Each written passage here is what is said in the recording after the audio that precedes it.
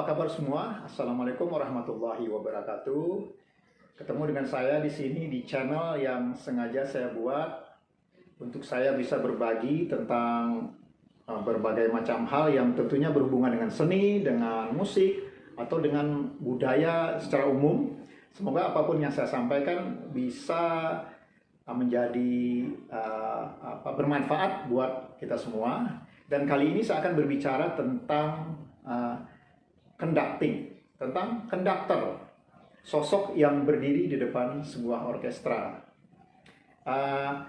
Banyak dari teman-teman saya yang bertanya, yang awam terhadap musik klasik barat, itu bertanya, itu sebenarnya sosok yang berada di depan orkestra itu fungsinya apa gitu.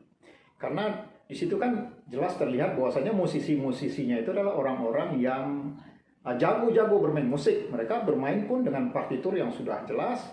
Kemudian ketika bermain pun mereka sepertinya tidak melihat kepada sosok yang berada di depan, yang bergerak dengan sangat atraktif begitu. Nah, di sini saya ingin menerangkan hal tersebut. Apa itu conducting, apa itu konduktor, dan bahwasanya konduktor itu adalah merupakan jiwa daripada orkestra tersebut. Jadi conducting itu secara keilmuan adalah suatu cara untuk mengkomunikasikan arahan-arahan artistik kepada sekelompok musisi, bisa dalam formasi orkestra simfonik yang besar, kemudian formasi yang lebih kecil, orkes kamar atau ensemble, dan orang yang memimpin itu disebut konduktor. Kalau dalam bahasa Indonesia kita menyebutnya pengabar. Nah, kita dulu flashback ke belakang dulu tentang sejarah sedikit, bahwasanya fungsi dari konduktor itu sebetulnya sudah mulai ada ketika orang sudah mulai bermain musik secara berkelompok. Kalau dalam tradisi estetika musik klasik barat abad pertengahan, ketika orang sudah mulai bermain secara kelompok, ada orang yang memimpin arahan-arahan melodi di situ. Kemudian berkembang terus abad ke-17-18, ketika musik sudah mulai kompleks, masalah ritmis dan sebagainya. Ada leader di situ yang memberi aba-aba, dalam hal ini adalah principalnya atau concertmaster. Konduktor belum ada, jadi leader dalam kelompok itu berfungsi sekaligus sebagai pemberi aba-aba dalam hal tempo, dalam hal ritmis dan sebagainya. Kemudian musik berkembang terus dan mulai ada sosok figur yang ada di depan orkestra itu ketika zaman klasik. Waktu itu Mozart sama Haydn ketika membuat komposisi-komposisi opera.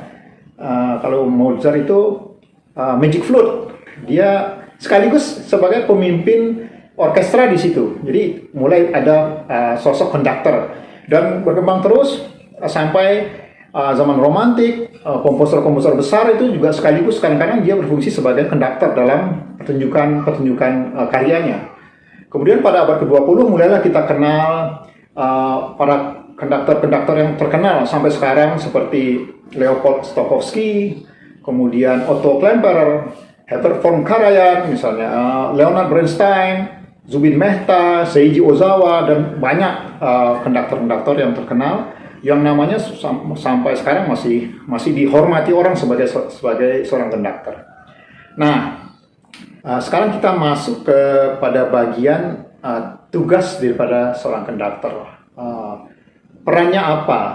Bahwasanya konduktor itu merupakan jiwa daripada sebuah orkestra itu bagaimana begitu.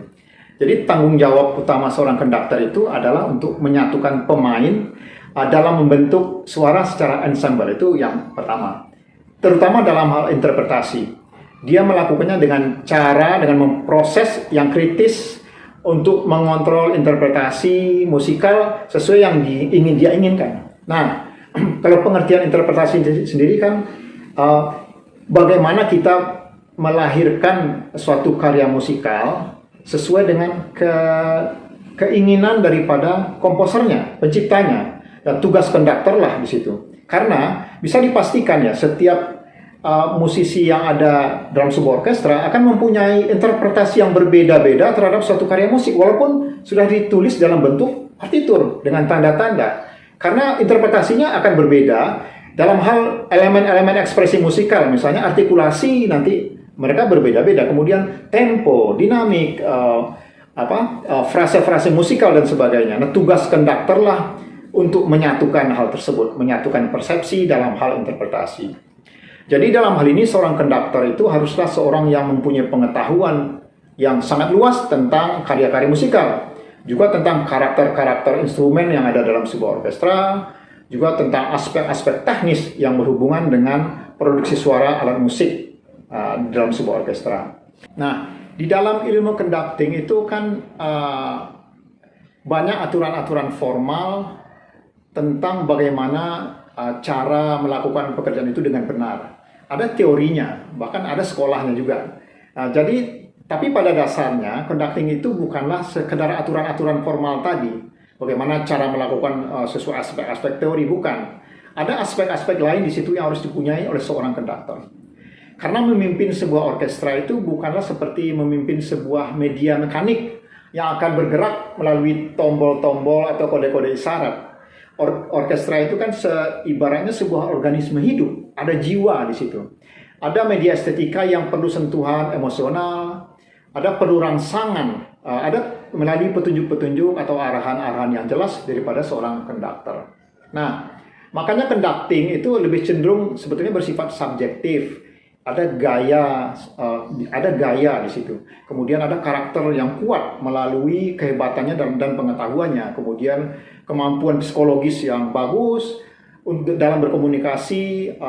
Kemudian wibawa, karisma terhadap orkestra yang dipimpinnya. Jadi dalam hal ini seorang konduktor yang hebat itu tahu persis apa yang akan dia lakukan. Kemudian juga dia tahu juga apa yang tidak perlu dia lakukan. Tidak perlu ada tindakan-tindakan yang tidak berguna, tidak efektif. Tidak perlu ada gerakan-gerakan lebay yang tidak ada makna. Jadi semua yang dia lakukan itu harus efisien, harus efektif, supaya arahan artistik yang dia inginkan itu bisa tercapai. Jadi kesimpulannya di sini adalah conducting itu bukan semata-mata tentang cara memberi rujukan tempo atau memberi rujukan dinamik melalui hafalan repertoire yang sudah dia hafal. Tapi lebih daripada itu, conducting adalah tentang karakter kuat seorang konduktor yang tercermin daripada kecerdasannya, kepercayaan diri, penguasaan materi, kontrol psikologis, dan kemampuan untuk memilih bahasa yang tepat dan memilih solusi yang tepat untuk mengkomunikasikan ide-ide musikal secara efektif. Nah, dalam pertunjukan sebuah orkestra, bentuk komunikasi seorang konduktor itu bersifat nonverbal kan. Jadi tidak ada omongan, dia cuma melalui isyarat-isyarat pergerakan tangan dan badan dan mimik muka dan sebagainya. Namun proses komunikasi yang penting itu justru terjadi sebetulnya bukan pada waktu pertunjukan. Terjadi pada proses latihan, arahan-arahan artistik tentang bagaimana musik harus dimainkan. Kemudian dia meminta misalnya perubahan-perubahan dalam hal frase, meminta ekspresi tertentu. Misalnya dia meminta suatu timbre tertentu, warna suara, konsep suara tertentu dalam sebuah permainan misalnya. Itu terjadi pada proses latihan. Jadi sebetulnya esensi daripada conducting itu adalah proses sebetulnya, bukan semata-mata ketika dalam pertunjukan.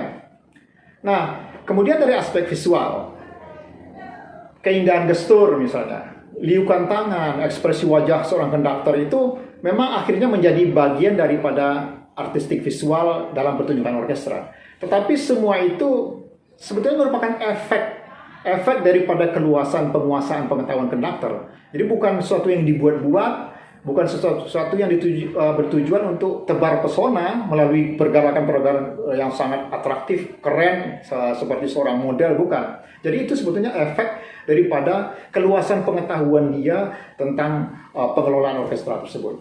Berikut ini saya ingin kita melihat dua buah tayangan video dan kita coba analisa tentang kedua video tersebut dari kacamata paparan yang tadi sudah saya sampaikan. Kira-kira bagaimana begitu?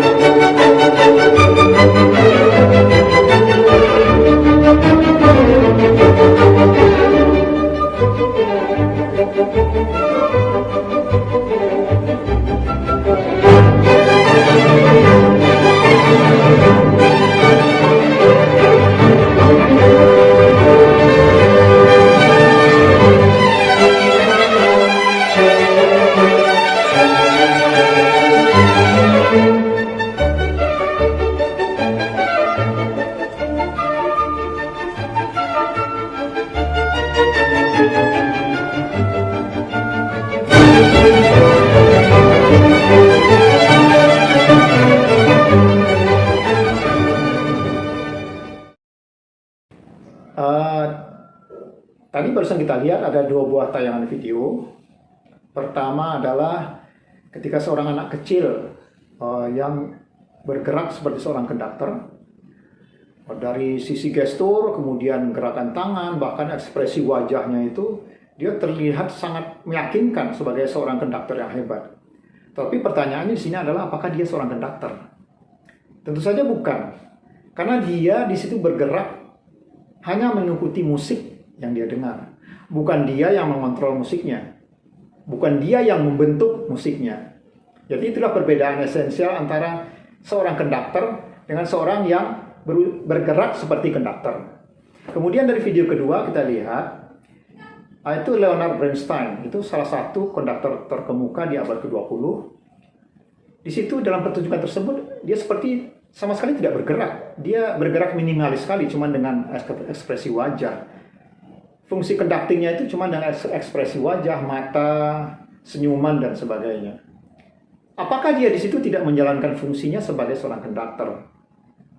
Apakah dia di situ makan gaji buta? Tentu saja tidak.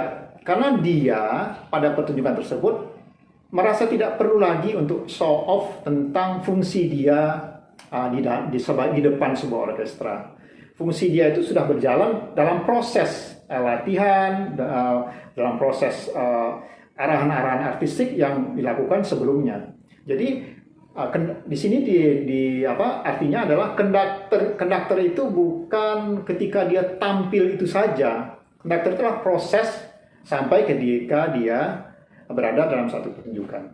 Jadi itulah kira-kira uraian saya tentang conducting, tentang konduktor. Semoga bisa sedikit memberikan pencerahan. Kalau ada kritik, silakan kita berdiskusi dengan hangat di kolom komen. Itu juga pasti akan bermanfaat buat saya. Assalamualaikum warahmatullahi wabarakatuh.